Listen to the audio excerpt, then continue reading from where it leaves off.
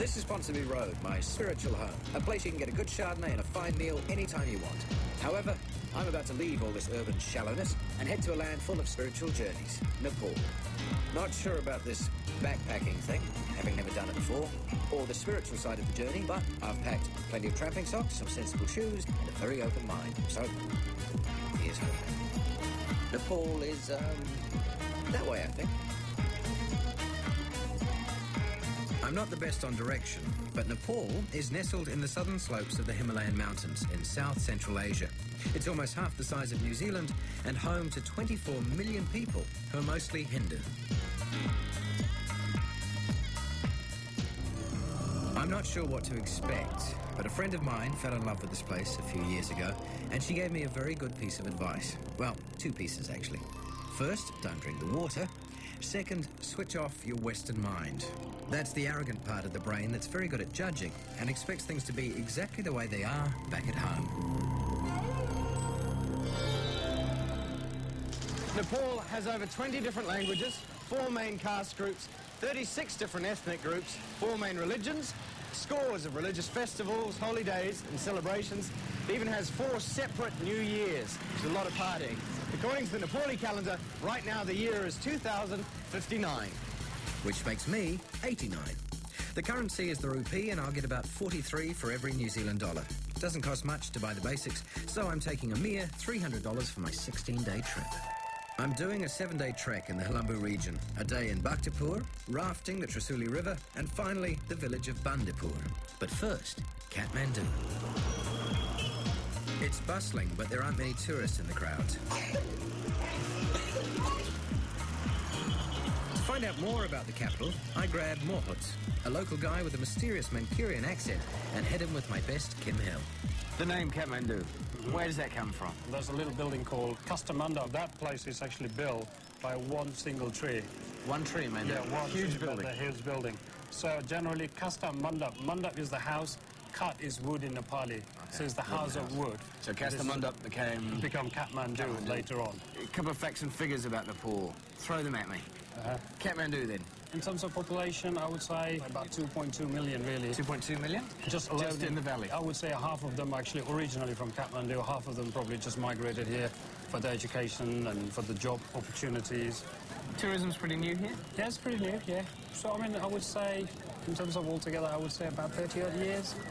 So what, 70s? Yeah, 70s of skanky American hippies. Yeah. And there were reasonably lax marijuana laws around the time. Absolutely, it's just the entire country was so relaxed and, you know, so new to everybody. Now, when you actually realise it obviously did help our country's economy in a big, big way.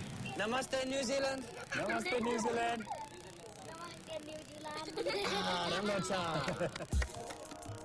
You don't need a lot of cash for a good meal. The street food smells too good to resist, and it's incredibly cheap. Dinner looks like all of about, $2?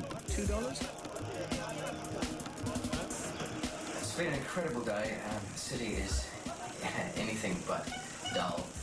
My brain is hurting. I've seen so much and heard so much. And, we've come to a little hole-in-the-wall restaurant in Kathmandu, and trying this, which is a momo. It's Tibetan, and we've got 7 days of trekking coming up, so there's no worry about carbs after 3. Samosa, really. I'm really yummy. Often people say, oh, don't eat local food. I think if you're going to get sick, it's a good idea to get sick while you're in the city, not while you're walking up a mountain. So, any bugs? Come my way now. Very good. Watching the sunset against the Himalayas is breathtaking. But even with the sun gone, Kathmandu just keeps bustling on. I'm heading for bed when I'm hijacked and forced to try a local nightcap. Tomba from Tibet. Millet, mustard, boiling water. Leave it to sit for 10 minutes. Oh well, in the name of cultural and culinary exchange... Lasso. I probably shouldn't be experimenting on my first night, but I'm pretty sure my medical insurance is paid up. Yeah. Tastes like sake. Very strong sake. It's lovely. And it's coming from the ground. It's not coming from the ground. When can we got ready? So it's just millet. Just millet and it's coming from the ground. Water is coming from the ground as well. Motherland. So I pray for the money. One of his very It's from the proof. And anyway, I've got someone rather important looking over me. Everyone can be a Hillary on this. Through the haze of last night's Millet Tong Bar, I remember talking about that dinner party taboo, religion. But here you can't avoid it. Religion is their lifeblood. Pashupatinath is one of the most sacred places to the Nepali people. My name is Mala. Is Mala. Mala. Beautiful name. Your name? Sima. Sima. Mero naam Craig Ho. Though sacred, this place gets used every day for bathing, washing clothes, making offerings, and even the odd bit of medicinal inhalation.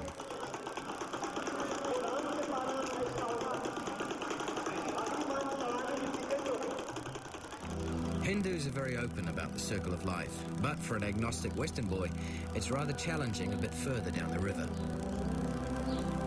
This is a place called Pashupatinath, and the river down there is the Bagmati, which is the holy river. It's about as holy as the Ganges is. And across that river are the Ghatas, where Hindu bodies are cremated.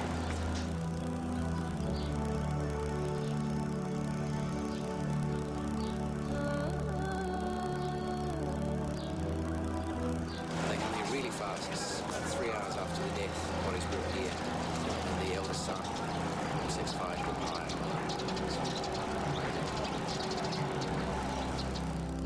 The men do all the work here. The grieving women remain at home, preparing for the celebrations that follow. And they do celebrate, because Hindus believe that burning their dead frees the soul for its next journey. The two main religions coexist beautifully, Hindu and Buddhist. Across town is one of the oldest Buddhist temples in Nepal.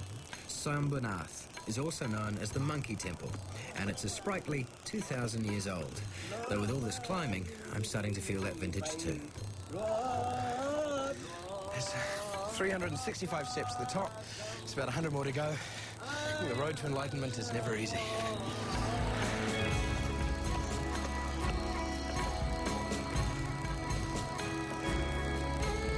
From the top of the stupa, Buddha's eye looks down on you. It's worth it. Spinning the prayer wheels is a daily form of worship. Kathmandu seems like a city out of time.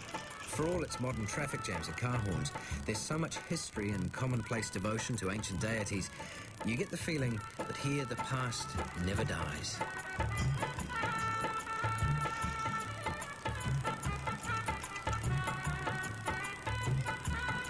This used to be a lake, all of Kathmandu Valley, and this was an island atop it.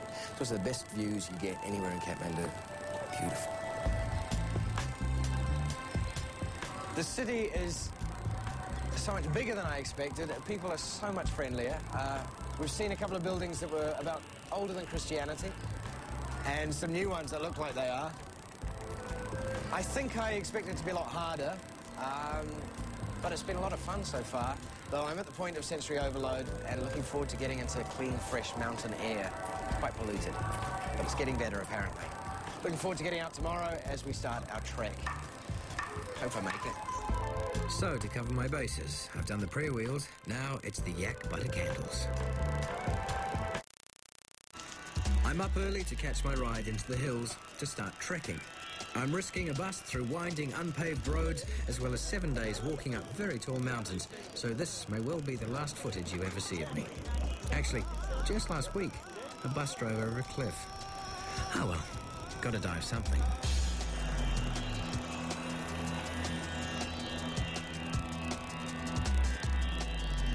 Most people come to Nepal to do a bit of trekking.